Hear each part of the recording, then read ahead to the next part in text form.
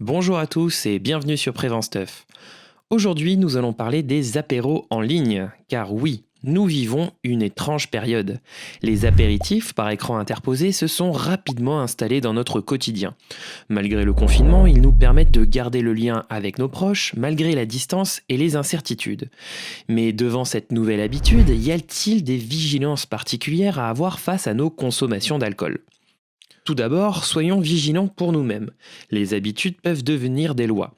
Même si elles ont été élaborées dans un monde sans confinement, les recommandations de Santé publique France pour une consommation à moindre risque, c'est-à-dire pas plus de 2 verres par jour, pas plus de 10 verres par semaine et 2 jours sans consommation dans la semaine, restent un indicateur intéressant, même confiné derrière son écran, pour auto-évaluer sa consommation.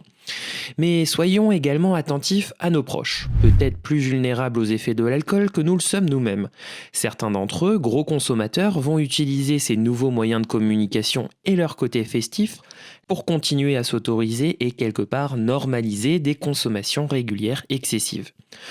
Pour d'autres, la souffrance liée au confinement peut devenir une telle source d'angoisse et de tristesse qu'elle va pousser à consommer pour trouver l'apaisement. L'alcool est malheureusement un bon calmant, mais son action est très brève et avec le temps, il augmente troubles du sommeil, anxiété et tristesse. Enfin, pensons aux patients dépendants, soignés actuellement, qui auraient dû être en cure, et ceux qui sont abstinents, qui allaient bien jusque-là et qui, pour traverser cette période si éprouvante, iront vers la solution qu'ils connaissent pour les tranquilliser, boire un verre d'alcool. Pour ces personnes en particulier, les professionnels de l'addictologie s'organisent eux aussi pour assurer un suivi de leurs consultations grâce notamment à la télémédecine.